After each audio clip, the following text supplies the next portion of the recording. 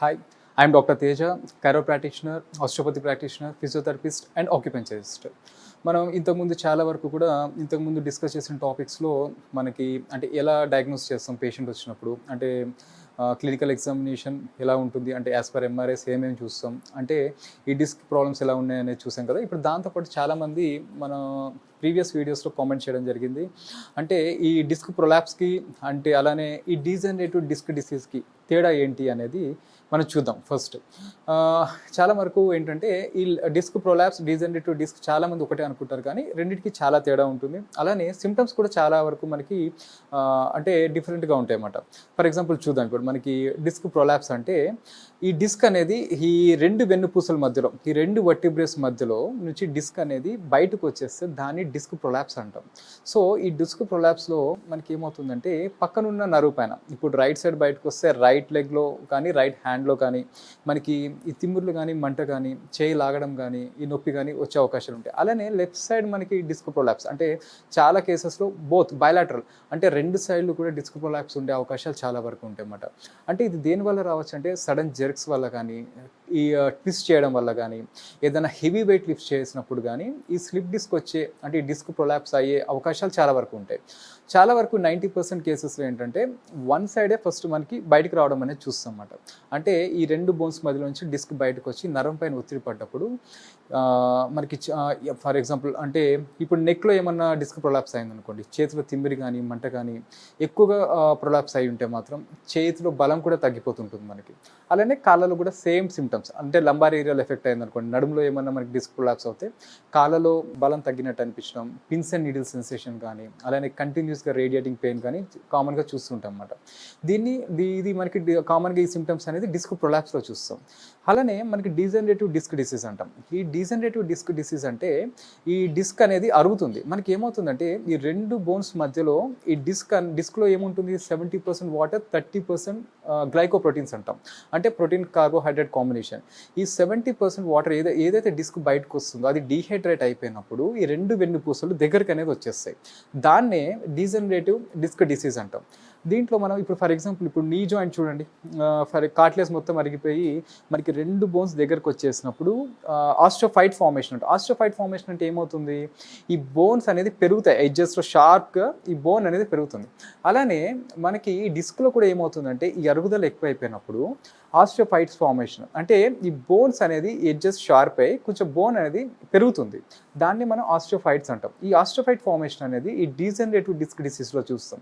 ఈ disc ప్రొలాప్సెస్లో cervical కావచ్చు, lumbar కావచ్చు, దీంట్లో మనం ఆస్టియోఫైట్ ఫార్మేషన్స్ అనేది చాలా తక్కువగా కనిపిస్తాయి, ఉండకపోవచ్చు కూడా.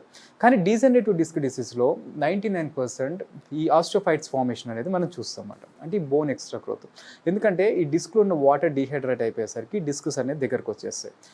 ఈ డిస్క్ ప్రొలాప్స్లో మనం కామన్గా చూసే సిమ్టమ్స్ ఎలా ఉంటాయంటే ఫర్ ఎగ్జాంపుల్ నెక్లో ఎఫెక్ట్ అయితేనేమో నెక్లో కానీ బ్యాక్లో కానీ ఎఫెక్ట్ అయినప్పుడు మనకి నెక్ ఫర్ ఎగ్జాంపుల్ ఇప్పుడు లంబార్లో ఎఫెక్ట్ అయింది, L4 L5 S1లో డిస్క్ ఏదైనా మనకి ప్రొలాప్స్ అయింది. సో అప్పుడు మనం కామన్గా చూసే సిమ్టమ్స్ ఏంటంటే బ్యాక్ పెయిన్తో కంపేర్ చేస్తే బ్యాక్ పెయిన్ కన్నా కూడా కాళ్ళలో ఎక్కువగా నొప్పి కానీ మంట కానీ అంటే ఎఫెక్ట్ అయ్యే నర్వ్ రైట్ సైడ్ ఎఫెక్ట్ అయితే రైట్ లెగ్లో, అలానే లెఫ్ట్ సైడ్ ఎఫెక్ట్ అయితే లెఫ్ట్ లెగ్లో కానీ ఈ సిమ్టమ్స్ కాలు మొద్దు పారిపోవడం కానీ బలం లేనట్టుగా కానీ అనిపిస్తుంటుంది అన్నమాట. అలానే ఇప్పుడు డీజనరేటివ్ డిస్క్ డిసీజ్లో ఎలా ఉంటుందంటే మనకి చాలా వరకు ఈ కాళ్ళలోకి సిమ్టమ్స్ అనేది తక్కువగా ఉంటాయి. అంటే ముందుగా మనకి సిమ్టమ్స్ అనేది ఈ నడుము నొప్పి ఎక్కువ రావడం, ఏదైనా ఎక్కువసేపు కూర్చున్న ఒక 5 నిమిషాలు కూర్చున్నప్పటికీ కూడా నొప్పి ఎక్కువైపోవడం, పడుకున్న నడుము నొప్పి ఎక్కువైపోవడం, అంటే కాళ్ళలో సిమ్టమ్స్ అనేది తక్కువగా కనిపిస్తాయి ఈ డీజనరేటివ్ డిస్క్ డిసీజ్లో. అలానే డిస్క్ ప్రొలాప్స్లో మనకి కాళ్ళలో సిమ్టమ్స్ ఎక్కువ కనిపిస్తే నడుము నొప్పి అనేది తక్కువగా ఉంటుంది. సో ఈ రెండింటి మధ్య తేడా ఏంటంటే డిస్క్ ప్రొలాప్స్ ఉన్న వాళ్ళకి చాలా వరకు కాళ్ళల్లో సిమ్టమ్స్ అనేది అంటే ఈ కంప్లైంట్స్ అనేది ఎక్కువగా ఉంటాయి, అంటే బ్యాక్ పెయిన్ అనేది తక్కువగా ఉంటుంది. ఈ డీజనరేటివ్ డిస్క్ డిసీజ్లో మనకి కంప్లైంట్ అనేది బ్యాక్ పెయిన్ ఎక్కువగా ఉంటుంది. ఈ కాళ్ళలోకి వచ్చే ఈ రేడియేటింగ్ పెయిన్ కానీ ఈ నమ్నెస్ కానీ ఈ వీక్నెస్ కానీ తక్కువగా ఉంటుంది అనమాట. ఈ రెండింటి మధ్య డిఫరెన్స్ ఇదే. ఇప్పుడు మన దగ్గరికి జగదీష్ గారు వచ్చారండి. ఆయనకున్న ప్రాబ్లం ఒకసారి ఆయన అడిగి తెలుసుకుందాం మనం. నమస్తే అండి, నమస్తే. జగదీష్, కూకట్పల్లి నుంచి వస్తున్నాను. గత 3 సంవత్సరాల నుంచి మెడ నొప్పి సార్. ఎన్ని ఇయర్స్ నుంచి ఉంది ఇది? 3 ఇయర్స్ నుంచి. 3 ఇయర్స్. దీంతో పాటు విపరీతమైన తలనొప్పి. ఓకే. మరి చేతి తిమ్మర్లు. ఓకే. ఏ పని శ్రద్ధగా చేసుకోలేకపోతున్నాను. ఇప్పుడు చేతి తిమ్మిర్లు అంటే చేతిలో బలం ఉంటుందండి మీకు? ఏదైనా బరువు ఎత్తినప్పుడు బలం ఉండేదా? అస్సలు బరువు లేదు సార్, ఎత్తలేని పరిస్థితి నాది. ఓకే. ఇంకోటి మరి నిద్ర ఎలా ఉండేది మీకు? నిద్ర పట్టేది కాదు సార్. నిద్ర పట్టేది కాదు. వెంట నొప్పి నుంచి ఈ హెడేక్ నుంచి ఓకే. అసలు నిద్రనే లేదు. మరి ఈ 3 ఇయర్స్లో మెడిసిన్స్ వాడారండి? వాడాను, చాలాసార్లు చూయించుకున్నాను, వాడాను, అయినా ఫలితం ఏం లేదు, యూజ్ ఏం లేదు మీకు? యూజ్ లేదు. ఓకే. ఇంకోటి దీంతో పాటు ఇప్పుడు వేరే ట్రీట్మెంట్స్ ఏమైనా తీసుకున్నారు ఇది కాకుండా? ఇంకా ఓన్లీ మెడికేషన్స్ ఇవే తీసుకున్నాను సార్. మా ఫ్రెండ్ సలహా ద్వారా చెన్నైకి వెళ్ళాను, ఓకే. అక్కడ ట్రీట్మెంట్ తీసుకున్నాను, అయినా కూడా ఏం తగ్గలేదు. ఓకే. మరి న్యూరో సర్జన్స్ కానీ ఆర్థోపెడిక్స్ కానీ మీకు ఏం అడ్వైస్ చేశారు మరి దీని గురించి? అంటే సర్జరీ చేయించుకోమన్నారు. ఓకే. మరి సర్జరీ సక్సెస్ అవుతుందో లేదో అని ఒక ఇన్ఫెరిటీ ఉంది ఓకే మైండ్లో, అనుమానంతో మీరు ఆగిపోయాను. ఓకే. ఇక్కడ మన దగ్గరకు వచ్చి ఎన్ని డేస్ అయింది మీరు ఇక్కడ ట్రీట్మెంట్ తీసుకొని? మీరు దాదాపు 1 వీక్ 10 days అయింది సార్. 1 వీక్ 10 days అవుతుంది. ఇప్పుడు మీకు ఈ 1 వీక్ 10 daysలో మీకు ఎంత పర్సెంట్ అంటే ఇంటెన్సిటీ ఆఫ్ పెయిన్ ఇప్పుడు 100%లో మీకు ఎంత పర్సెంటేజ్ తగ్గింది మీకు? Sir more than 80% sir. More than 80% ఈ 10 daysలో. ఓకే. ఇప్పుడు ఈ చేతిలో బలం లేదు కదా, ఇప్పుడు ఏదైనా పట్టుకున్నప్పుడు బలం అనిపిస్తుందా మీకు? ఏదైనా టిప్ చేస్తున్నారు? బరువు ఈజీగా ఎత్తగలరు సార్, ఈజీగా శక్తి వచ్చింది. ఇప్పుడు హెడేక్ ఎలా ఉంది మీకు? చాలా వరకు తగ్గిపోయింది సార్. ఇప్పుడు నిద్ర పడుతుందా మీకు? నైట్ పడుకుని హ్యాపీగా పడుకుంటాను సార్ నైట్. ఓకే. నిద్ర అనేది బాగానే పడుతుంది. ఇప్పుడు 80% వరకు మీకు బెటర్గానే తగ్గిపోయింది. అంటే ఇప్పుడు మీరు ఈ ప్రాబ్లం వల్ల మీరు ఇంతకుముందు చెప్పింది ఏంటంటే బయటికి వెళ్ళి సరిగ్గా నేను పని చేసుకోలేక పళ్ళని ఆపి కూర్చోవాల్సి వచ్చిన పరిస్థితి. ఇప్పుడు ఇంత తగ్గింది కదా, మీకు 80% వరకు రిలీఫ్ వచ్చింది కదా, ఇప్పుడు మీకు కాన్ఫిడెన్స్ వచ్చిందా అంటే బయటికి వెళ్ళి మీ పనులు మీరు చేసుకోగలరని? షూర్ సార్, చేసుకోగలను. ఎందుకంటే ఇక వచ్చిన తర్వాత నాకు 80% క్యూర్ అయింది కాబట్టి ఇంక 10% కూడా 10% క్యూర్ అవుతుంది. హ్యాపీగా నేను చేసుకోగలను. ఓకే. ఆ కాన్ఫిడెంట్ నాకు ఉంది సార్. ఆ కాన్ఫిడెన్స్ అయితే మీకు వచ్చింది. ఇప్పుడైతే మీరు హ్యాపీగానే ఉన్నాను సార్. హ్యాపీగానే ఉన్నారు.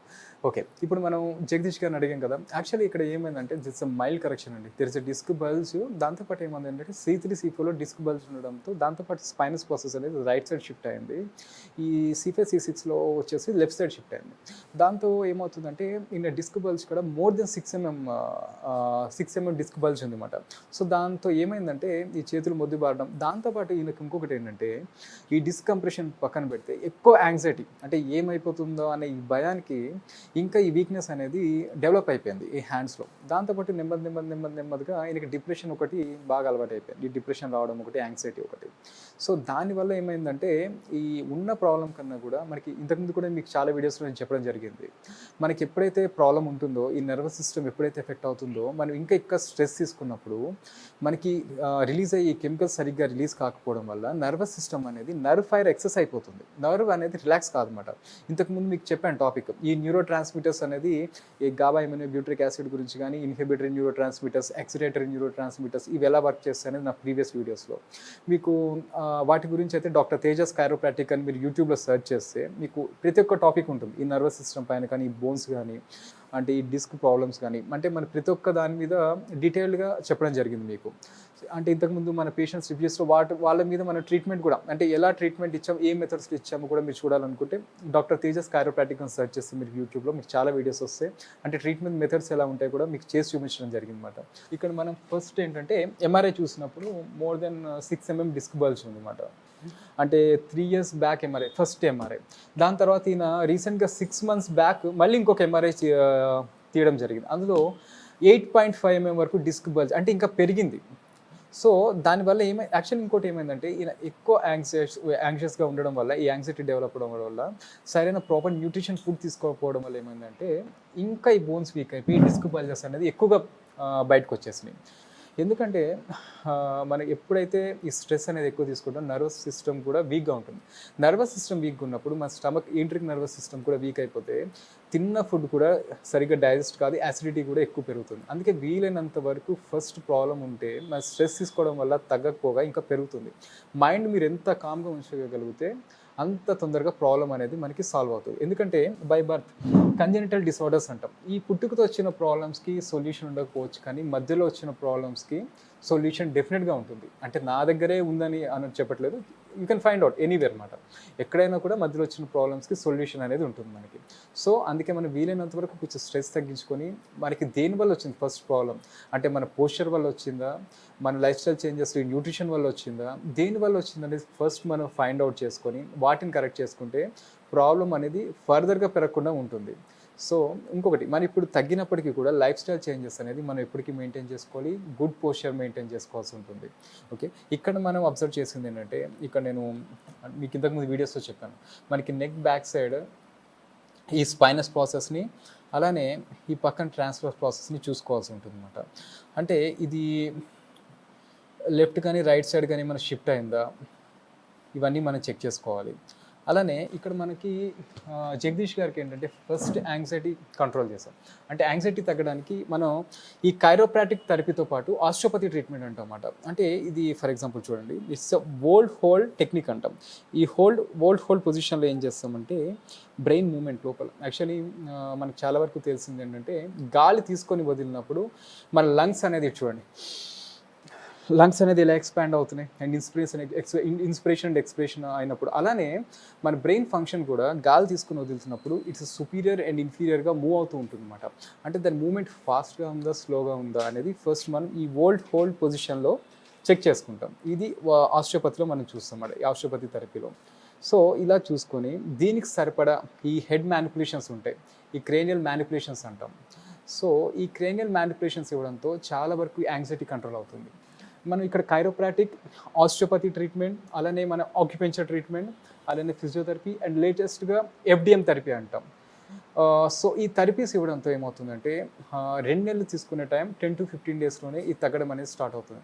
అందరికీ 1-2 డేస్లోనే తగ్గాలని లేదండి, ఇట్స్ డిపెండ్స్ అపాన్ కంప్రెషన్ అనమాట. అంటే డిస్క్ బల్జెస్ మీకు చెప్పాను కదా, ఎక్యూట్ డిస్క్ బల్జెస్ అంటే అప్ టు 4 mm ఉందనుకోండి, maximum 1 or 2 sessions. 6 mm disc bulge బయటకు వచ్చినప్పటికీ కూడా ఒక 10 డేస్లో తగ్గచ్చు. మోర్ దెన్ 6 mm కొంతమందికి ఇప్పుడు నవేడేస్ చూస్తున్నాం 8 mm డిస్క్ బల్జెస్, అలానే 12.5 mm డిస్క్ బల్జ్ అనేది ఇట్స్ క్రానిక్ కేస్ మాట. ఇప్పుడు ట్రీట్ చేస్తున్నాం, నెక్స్ట్ వీడియోలో మీకు అది కూడా చూపిస్తాను, అది ఎంత సక్సెస్ రేట్ ఉంది అని మనకు అనేది మేము ట్రీట్ చేసిన తర్వాత. అలాంటి కేసెస్ ఎక్కువ డిస్క్ బయటకు వచ్చిన cases it takes months of time, అంటే 1.5 months 2 months 3 months కూడా పట్టచ్చు. మనకి కొన్ని కేసెస్ చాలా వరకు ఏంటంటే 99% కేసెస్ చాలా వరకు వితిన్ ఏ మంత్ మనకి క్యూర్ అయిపోతాయి. సో ఇక్కడ ఏంటంటే ట్రీట్ చేసే డాక్టర్కి పేషెన్స్ అవసరం అండ్ ట్రీట్మెంట్ తీసుకున్న పేషెంట్కి కూడా పేషెన్స్ చాలా అవసరం ఉంటుంది. ఎందుకంటే పేషెంట్స్కి చాలా చోట్ల థెరపీ తీసుకొని ఉంటారు. సో వాళ్ళకి ఏంటంటే నమ్మకం కొంచెం తక్కువ ఉంటుంది ఎక్కడ తీసుకోవాలని. ఫస్ట్ ఏంటంటే వాళ్ళకి ట్రస్ట్ అంటే నమ్మకం అనేది ఫస్ట్ మనం బిల్డ్ చేయాలి.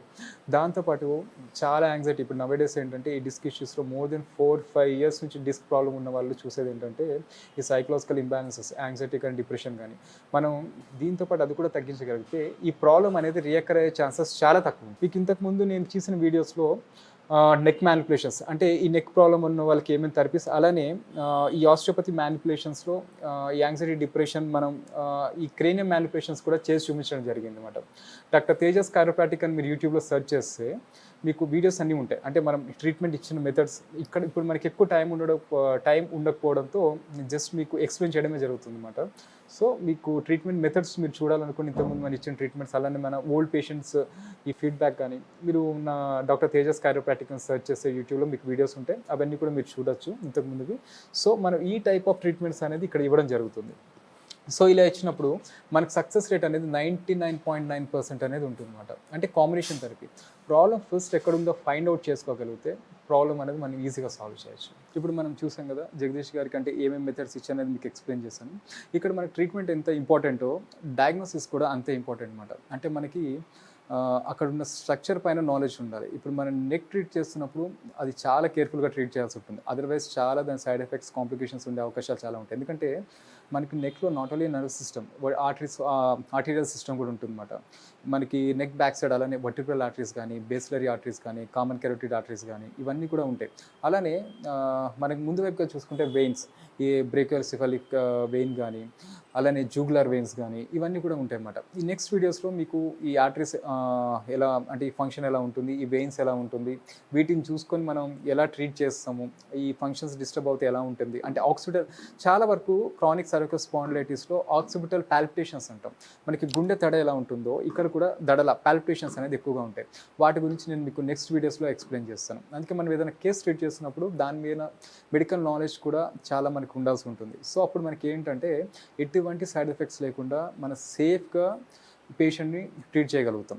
అదర్వైజ్ ఏంటంటే మన దగ్గర పేషెంట్ ట్రీట్మెంట్ కోసం వచ్చినప్పుడు అది తగ్గకపోగా ఇంకా పెరిగే అవకాశాలు ఉంటాయి మనకి సరిగ్గా డయాగ్నోసిస్ తీసుకోకపోతే. సో జగదీష్ గారిని ఒకసారి మళ్ళీ అడుగుదాం. జగదీష్ గారు, ఇప్పుడు ఎలా ఉంది మీకు థెరపీ ఇచ్చిన తర్వాత? చాలా సంతోషంగా సార్. Okay. మొత్తం నయం అయిపోయింది. ఓకే. ఏమాత్రం నాకు ఇబ్బంది లేదు, పెయిన్స్ లేదు. ఇప్పుడు అంటే మీకు ఇంతకుముందు యాంగ్జైటీ ఉండేది కదా, ఆ యాంగ్జైటీ కూడా తగ్గిందా, ఆందోళన కూడా? తగ్గిపోయింది సార్. ఇప్పుడు తగ్గింది. నిద్ర బాగానే పడుతుంది? హ్యాపీగా నిద్ర వెళ్తున్నాను. ఓకే. ఏదైనా బరువు ఎత్తినప్పటికీ కూడా ఎటువంటి ఇబ్బంది లేదు? సంపూర్ణంగా ఎత్తగలుగుతున్నా సార్. హెడ్ ఏక్ కూడా బెటర్గా Headache నయం అయిపోయింది. మళ్ళీ రియాకర్ మన ట్రీట్మెంట్ స్టార్ట్ చేసిన తర్వాత మళ్ళీ రియాకర్ అయింది అయితే ఏం లేదనుకుంటారు? హెడ్ ఏక్ మీకు అలాంటిది అయితే ఏం లేదు. తప్పకుండా మా ఫ్రెండ్స్ కానీ మా రిలేషన్స్ కానీ ఓకే. ఈ థెరపీ గురించి నేను రిఫర్ చేస్తాను సార్. వచ్చిన తర్వాత మొత్తం నయం అయిపోయింది. చాలా సంతోషం ఉంది సార్. ఓకే అండి, థ్యాంక్ యూ. మనం ఇక్కడ ఏంటంటే ట్రీట్మెంట్ ఏది ఇస్తామని పక్కన పెడితే మన దగ్గరికి ప్రాబ్లమ్స్ వచ్చినప్పుడు దానికి రిలేటెడ్ థెరపీ ఇదే ఇవ్వాలని ఏం లేదు, కైరోప్రాక్టిక్ ఇవ్వాలని లేదు, ఆస్టియోపతి ఇవ్వాలని ఏం లేదు. వాళ్ళకి బాడీ ఏదైతే యాక్సెప్ట్ చేస్తుందో, ఏ థెరపీ అయితే యాక్సెప్ట్ చేస్తుందో, ఏ థెరపీలో అయితే రిజల్ట్స్ ఉన్నాయో అది మనం చూసి ఆ థెరపీ ఇస్తే తొందరగా క్యూర్ రేట్ అనేది ఉంటుంది మనకు. థ్యాంక్ యూ వెరీ మచ్ అండి.